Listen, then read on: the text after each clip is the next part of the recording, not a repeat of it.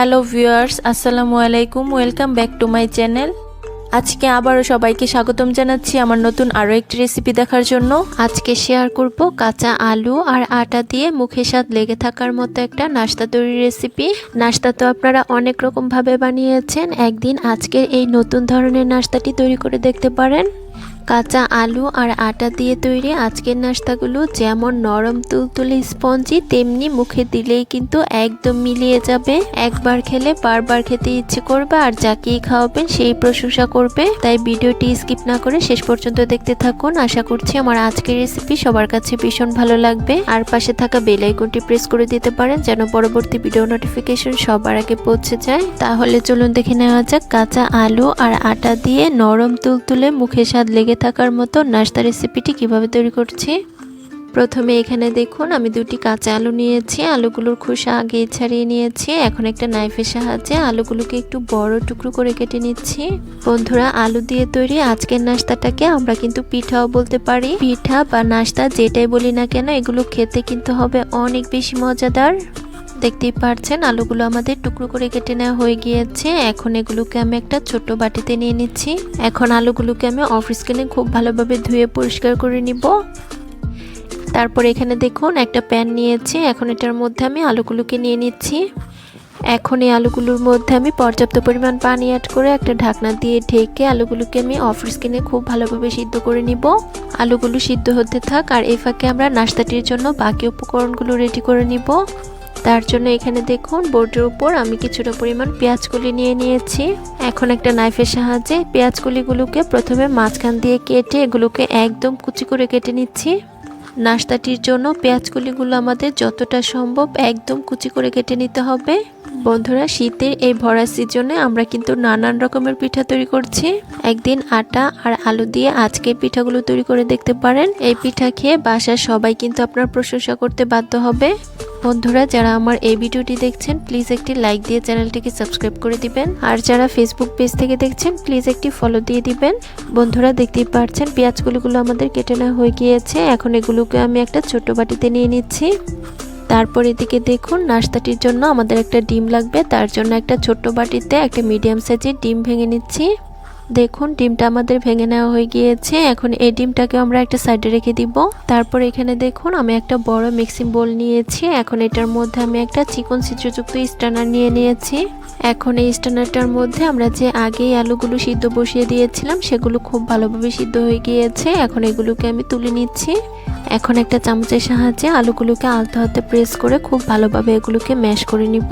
আপনারা চাইলে আলুগুলোকে অন্য যে কোনোভাবে ম্যাশ করে নিতে পারেন, তবে যেভাবেই করুন না কেন আলুগুলোর মধ্যে যেন কোনো রকম বড় টুকরো না থাকে। আলুর মধ্যে যদি বড় কোনো টুকরো থাকে কিংবা বড় বড় দানার মতো থাকে তাহলে কিন্তু নাস্তাটি খেতে একদমই ভালো।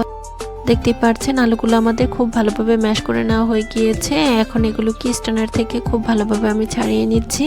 এখন এই আলুগুলোর মধ্যে আমরা বাকি উপকরণগুলো অ্যাড করে নিব। ফার্স্টে দিয়ে দিচ্ছি 1 কাপ পরিমাণ আটা।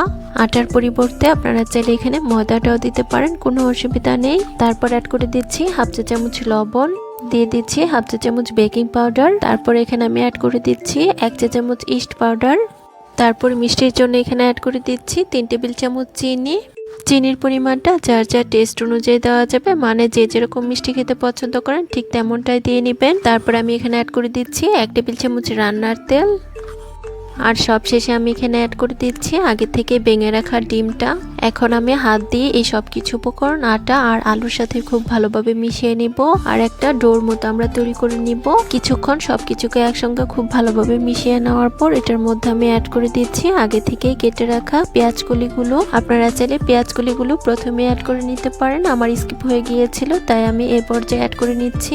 এখন ডোটা খুব ভালোভাবে মথে নিব, আর এখানে কিন্তু আমাদের অতিরিক্ত পানি অ্যাড করা যাবে না, অল্প অল্প করে পানি অ্যাড করতে হবে। যেহেতু এখানে ডিম আর সিদ্ধ আলু দেওয়া হয়েছে তাই পানির পরিমাণটা কিন্তু একবারেই কম লাগবে।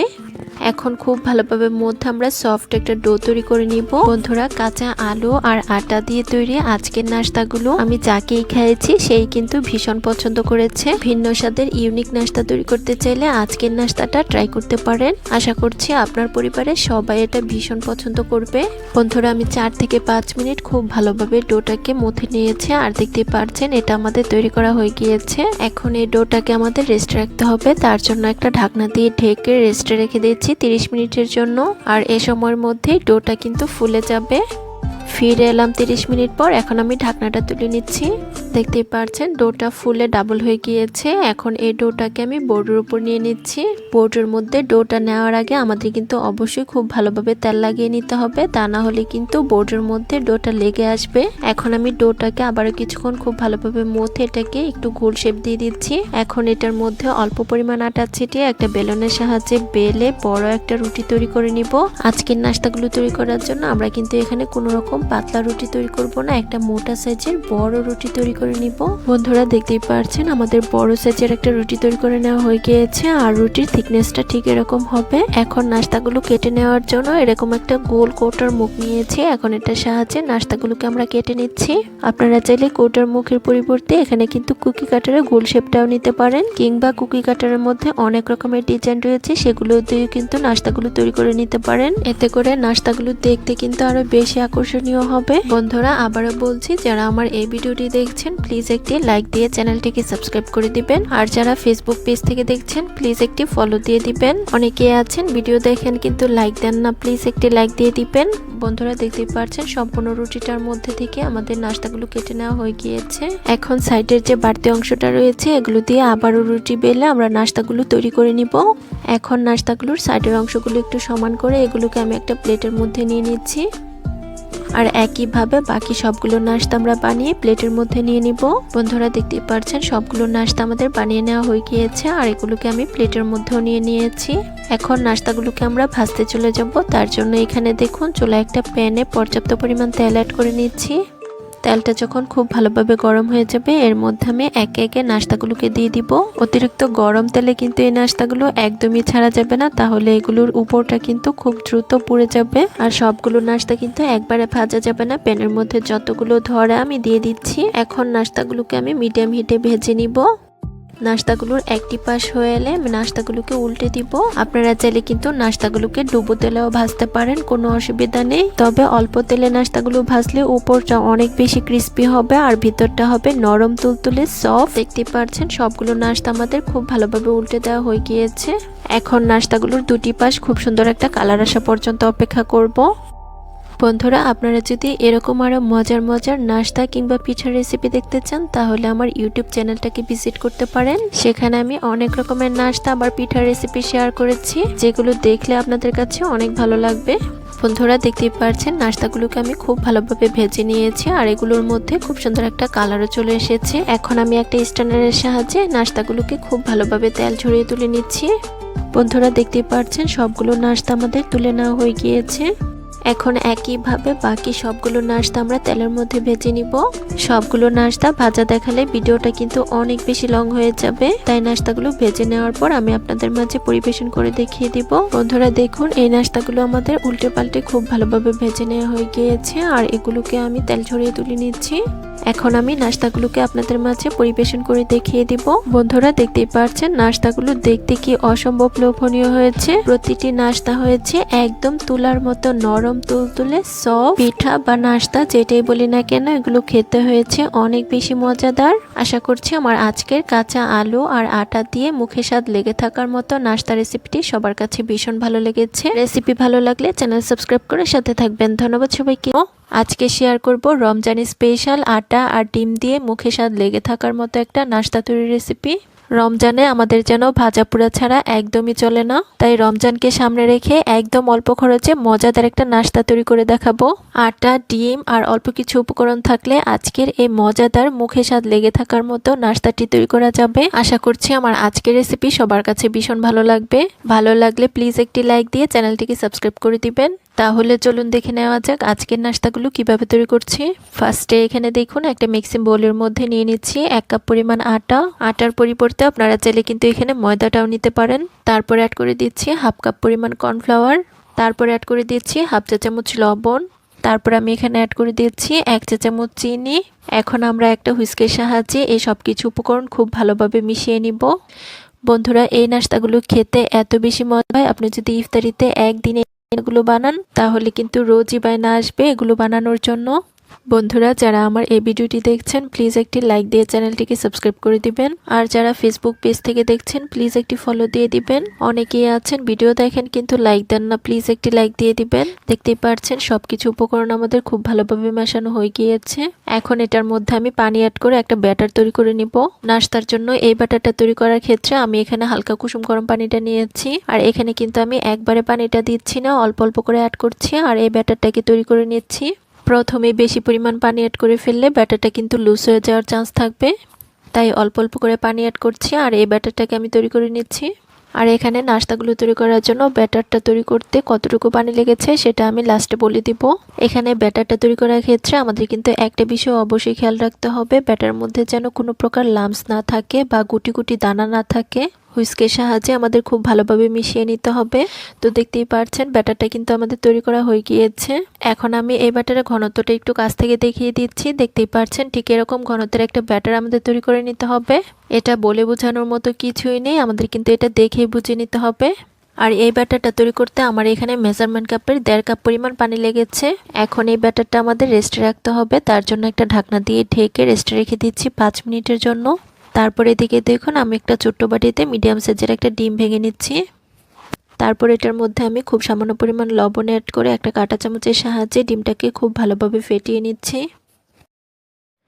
দেখুন ডিমটা আমাদের ফেটিয়ে নেওয়া হয়ে গিয়েছে। এখন এই ডিমটাকে আমি একটা সাইডে রেখে দিচ্ছি।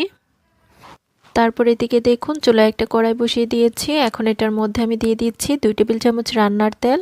তেলটা গরম হয়ে এলে এর মধ্যে আমি আগে থেকে ফেটিয়ে রাখা ডিমটা অ্যাড করে দিচ্ছি। তারপর একটা হাতের সাহায্যে ডিমটাকে আমি নেড়েচেড়ে ভেঙে শ্যালো ফ্রাই করে নিচ্ছি।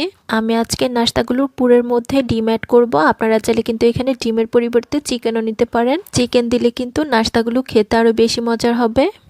তো দেখতেই পাচ্ছেন ডিমটাকে আমি নেড়েচেড়ে খুব ভালোভাবে শ্যালো ফ্রাই করে নিয়েছি। এখন এই ডিমগুলোকে আমাদের তুলে নিতে হবে। তার জন্য একটা স্ট্রেনারের সাহায্যে ডিমগুলোকে আমি খুব ভালোভাবে তুলে নিচ্ছি। তারপর ওই একই কড়াইয়ে আমি দিয়ে দিচ্ছি আরও 2 টেবিল চামচ রান্নার তেল। তেলটা গরম হয়ে এলে এটার মধ্যে অ্যাড করে দিচ্ছি 2 টেবিল চামচ পেঁয়াজ কুচি। তারপর অ্যাড করে দিচ্ছি 1 টেবিল চামচ কাঁচামরিচ কুচি। এখন হাতের সাহায্যে নেড়েচেড়ে পেঁয়াজ আর কাঁচামরিচ কুচিগুলো খুব ভালোভাবে ভেজে নিচ্ছি। পেঁয়াজ কুচিগুলো 30 সেকেন্ডের মতো নেড়েচেড়ে ভেজে এটার মধ্যে আমরা কিছু সবজি অ্যাড করব। ফার্স্টে অ্যাড করে দিচ্ছি 1 কাপ পরিমাণ বাঁধাকপি কুচি। তারপর অ্যাড করে দিচ্ছি হাফ কাপ পরিমাণ গাজর কুচি। তারপর অ্যাড করে দিচ্ছি হাফ কাপ পরিমাণ বরবটি কুচি। তারপর একটা হাতের সাহায্যে এই সব কিছুকে একসঙ্গে খুব ভালোভাবে নেড়েচেড়ে মিশিয়ে নিব। আপনারা চাইলে কিন্তু এখানে নিজেদের পছন্দ মতো যে কোনো সবজি অ্যাড করতে পারেন। 1 মিনিটের মতো নেড়েচেড়ে মিশিয়ে এটার মধ্যে আমরা কিছু গুঁড়ো মশলা অ্যাড করব। ফার্স্টে অ্যাড করে দিচ্ছি 1/4 টিস্পুন মরিচের গুঁড়া। তারপর দিয়ে দিচ্ছি 1/4 টিস্পুন টালা জিরা গুঁড়া। তারপর দিয়ে দিচ্ছি হাফ চা চামচ সাদা গোলমরিচের গুঁড়া। তারপর দিয়ে দিচ্ছি স্বাদ অনুযায়ী লবণ। এখন হাতার সাহায্যে নেড়েচেড়ে এই সব কিছুকে একসঙ্গে খুব ভালোভাবে মিশিয়ে নিব। আর কিছুক্ষণ রান্না করে নিলেই দেখা যাবে এটা থেকে অনেকটাই পানি ছেড়ে দিয়েছে। আর এই পানিটা দিয়ে কিন্তু আমাদের সবজিগুলো খুব ভালোভাবে সিদ্ধ হয়ে যাবে, এতে কিন্তু অতিরিক্ত কোনো পানি দেওয়ার কোনো প্রয়োজন নেই। আমি 3 থেকে 4 মিনিট সবজিগুলোকে খুব ভালোভাবে রান্না করে নিব। বন্ধুরা, সবজিগুলোকে আমি 3 থেকে 4 মিনিটের মতো রান্না করে নিয়েছি আর এগুলো কিন্তু অনেকটাই সিদ্ধ হয়ে গিয়েছে। এখন এই সবজিগুলোর মধ্যে আমি অ্যাড করে দিচ্ছি আগে থেকে বেজে রাখা ডিম। তারপর আবারও এই সব কিছুকে একসঙ্গে নেড়েচেড়ে খুব ভালোভাবে মিশিয়ে নিব। তো নাস্তার জন্য আমাদের কিন্তু পুরটা হয়ে গিয়েছে। এখন এটার মধ্যে তুলে নেওয়া পূর্ব মুহূর্তে অ্যাড করে দিব 3 টেবিল চামচ ধনিয়া পাতা কুচি। এখন এই ধনিয়া পাতাটাকেও খুব ভালোভাবে নেড়েচেড়ে পুরের সাথে মিশিয়ে নিচ্ছি। তো পুরটা কিন্তু আমাদের হয়ে গিয়েছে। এখন আমি চুলাটাকে বন্ধ করে দিব আর এই পুরটাকে অন্য একটা পাত্রে নিয়ে নিব। তারপর এদিকে দেখুন আমরা যে আগেই ব্যাটারটা তৈরি করে রেখেছিলাম এটার এখন ঢাকনাটা তুলে নিচ্ছি। এখন এই ব্যাটার থেকে আমি 2 চামচ পরিমাণ ব্যাটার অন্য একটা বাটির মধ্যে তুলে নিচ্ছি। এটা আমাদের নাস্তাগুলো বানাতে পরবর্তীতে কাজে লাগবে। তারপর এদিকে দেখুন চুলায় একটা প্যান বসিয়ে দিয়েছি। এখন এটার মধ্যে আমি খুব সামান্য পরিমাণ তেল দিয়ে দিচ্ছি। তারপর একটা টিস্যু পেপারের সাহায্যে তেলটাকে খুব ভালোভাবে মুছে নিচ্ছি। এখন এটার মধ্যে আমি 1 চামচ পরিমাণ ব্যাটার অ্যাড করে দিচ্ছি। তারপর প্যানটাকে হালকা একটু ঘুরিয়ে পুরো প্যানের মধ্যে এই ব্যাটারটাকে লাগিয়ে নিচ্ছি। কিছুক্ষণ পর আমি একটা হাতার সাহায্যে এটাকে উল্টে দিচ্ছি আর এই পাশটা আমি উল্টে পাল্টে খুব ভালোভাবে ভেজে নিব। তবে এখানে কিন্তু এটাকে অতিরিক্ত ভেজে মুচমুচে করা যাবে না, একদম লো হিটে এটাকে আমাদের ভাজতে হবে। তো দেখতেই পাচ্ছেন শীটটা কিন্তু আমাদের হয়ে গিয়েছে। এখন এটাকে আমি তুলে নিচ্ছি। এখন একইভাবে আবারও প্যানের মধ্যে অল্প পরিমাণ তেল দিয়ে টিস্যু পেপারের সাহায্যে খুব ভালোভাবে মুছে এটার মধ্যে 1 চামচ পরিমাণ ব্যাটার অ্যাড করে নিব। আর একইভাবে এটাকে আমি প্যানের মধ্যে ঘুরিয়ে উল্টে পাল্টে এটাকে ভেজে নেব। তো দেখতেই পাচ্ছেন আমার কিন্তু আরো একটি শীট হয়ে গিয়েছে। এখন এটাকে আমি চুলা থেকে তুলে নিচ্ছি। এখন একইভাবে বাকি সবগুলো শীট নাস্তার জন্য আমি অফ স্ক্রিনে বানিয়ে নিব। বন্ধুরা দেখুন আমি অফ স্ক্রিনে বাকি সবগুলো শীট বানিয়ে নিয়েছি। তো বন্ধুরা দেখতেই পাচ্ছেন প্রতিটা শীট কত বেশি পাতলা আর একদম পারফেক্ট হয়েছে। আমার এই রেসিপি ফলো করলে যে কেউ কিন্তু পারবে পারফেক্ট শীট তৈরি করতে। এখন আমি নাস্তাগুলো বানিয়ে নিব। তার জন্য এখান থেকে একটি শীট আমি বোর্ডের উপর নিয়ে নিচ্ছি।